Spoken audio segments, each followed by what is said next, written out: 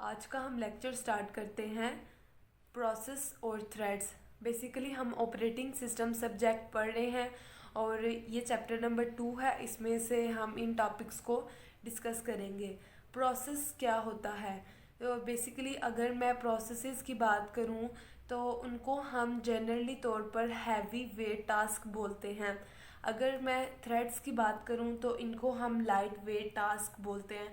For example अगर मैं एक मल्टीटास्किंग इन्वायरमेंट की बात करती हूँ जिसमें मल्टीटास्किंग वो होता है जिसमें आप एक ही टाइम पे एक या एक से ज़्यादा टास्क को आप परफॉर्म कर सकते हो, ठीक है, उसको हम कहते हैं मल्टीटास्किंग। तो या फॉर एग्ज़ाम्पल अगर मैं एक आपको एग्ज़ाम्पल देती हूँ, मेरे पास एक कंप्यूटर है, ठीक है, ठीक है, और एक ही मेरे पास सीपीयू है। तो मैं इस पर मल्टीपल एक ही सीपीयू पर कैसे मल्टीपल टास्क को परफॉर्म करूँगी? या तो मैं एक ही सीपीयू पर मल्टीपल टास्क को परफॉर्म करूँगी या तो मैं एक मल्टीपल प्रोसेसेस को क्रिएट करके उसको मैं चलाऊँगी, ठीक है। तो इसके एक प्रिंट सर्वर की बात करती हूँ। तो प्रिंट सर्वर में क्या होता है, मल्टीपल कमांड्स आती हैं डिफरेंट क्लाइंट्स की तरफ से। तो उसमें क्या होगा, वहाँ पर मेरे पास एक ही कोड एग्जीक्यूट हो रहा है मल्टीपल टाइम। तो इस टाइप के इन्वायरमेंट को एग्जीक्यूट करने के लिए या तो मैं एक प्रोसेस के अंदर या प्रोसेस क्रिएट करूँगी, वहाँ पर मैं एक मल्टी थ्रेडिंग इन्वायरमेंट को यूज़ करूँगी। तो यहाँ पर एक मैं प्रोसेस बनाती हूँ, ठीक है, ठीक है, यहाँ पे मैंने एक बनाया है, ठीक है, उसका एक अपना कोड होगा, उसका डाटा होगा और उसका अपना स्टैक और रजिस्टर्स वगैरह, ठीक। एक मैं चाइल्ड प्रोसेस क्रिएट करूँगी प्रोसेस में, तो इसका, ठीक है, यहाँ पर भी कोड, डाटा, यहाँ पर स्टैक और रजिस्टर्स, ये सब कुछ आएंगे। यहाँ तो एक वो जो थ्रेड्स की बात की है, तो यहाँ पर मैं एक थ्रेड का भी एक अलग से सेक्शन बना दूँगी, ठीक है। तो वहाँ पर भी एक उसका एक अपना कोड होगा, डाटा होगा और स्टैक, रजिस्टर्स, ईटीसी।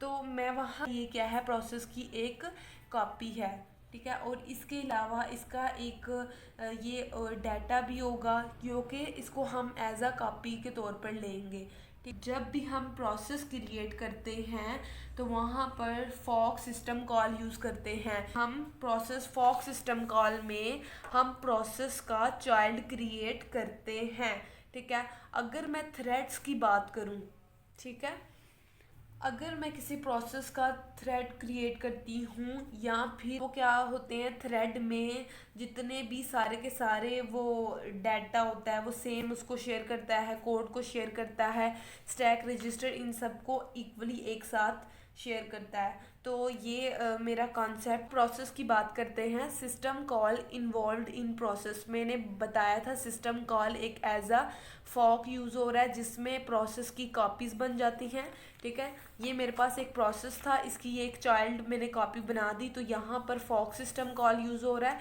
तो वो जो कि प्रोसेस में इन्वॉल्व होता है, ठीक है, ये प्रोसेस में इन्वॉल्व होता है। और दूसरा, या there is no system call involve. Threads में सिस्टम कॉल इन्वॉल्व नहीं होता, यहाँ पर कॉपीज़ नहीं बनती। Operating system treat different process differently. जो ऑपरेटिंग सिस्टम होता है वो डिफरेंट प्रोसेस को डिफरेंट तौर पर ट्रीट करता है। All user level threads treated as single task for operating system. API एक एप्लीकेशन प्रोग्राम है जो थ्रेड को डेवलप करती है। Different process have different copies of data. जो डिफरेंट प्रोसेस होते हैं उनका डिफरेंट कॉपी डाटा होता है। यहाँ पर मैं कॉन्टेक्स्ट स्विचिंग की बात करूँगी। Context switching is slow. तो बेसिकली कॉन्टेक्स्ट स्विचिंग का मतलब होता है कि एक टाइम स्लाइसिंग इन्वायरमेंट यहाँ पर हम यूज़ कर रहे होते हैं, इसको हम टाइम क्वांटम भी कहते हैं। अब फॉर एग्जांपल अगर मैं कुछ टाइम के लिए किसी प्रोसेस को रोकती हूँ, फिर चलाती हूँ, फिर रोकती हूँ, फिर चलाती हूँ, तो वो क्या होता है वहाँ पर कुछ टाइम के लिए फिर उसको चलाती हूँ, उसको स्विच करती हूँ, तो वो क्या होता है यहाँ पर जो मौजूद डाटा होता है वो उसको मुझे पीसीबी पर सेव करना पड़ता है, प्रोसेस कंट्रोल ब्लॉक, ठीक है।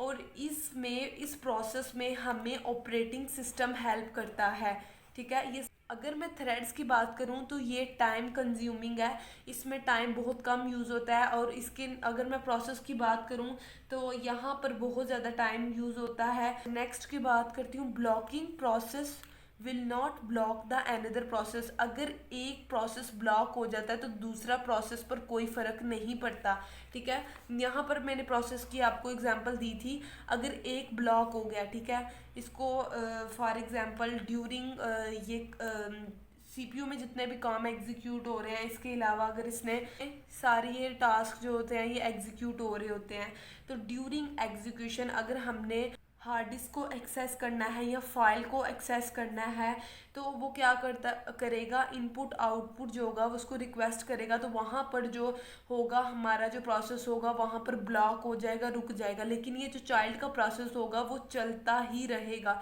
ठीक है, इस पर कोई फ़र्क नहीं पड़ता, ठीक है। और अगर मैं इसकी थ्रेड्स की बात करूँ, ब्लॉकिंग का process will block entire process. अगर एक प्रोसेस मैं ब्लॉक करती हूँ, यहाँ पर स्टैक को, रजिस्टर्स को ब्लॉक करती हूँ, तो मुझे ये सारा ही प्रोसेस जो होता है वो एक साथ ब्लॉक हो जाता है, ठीक है। और ये प्रोसेस जो हैं वो इंडिपेंडेंट हैं और ये इंटरडिपेंडेंट है।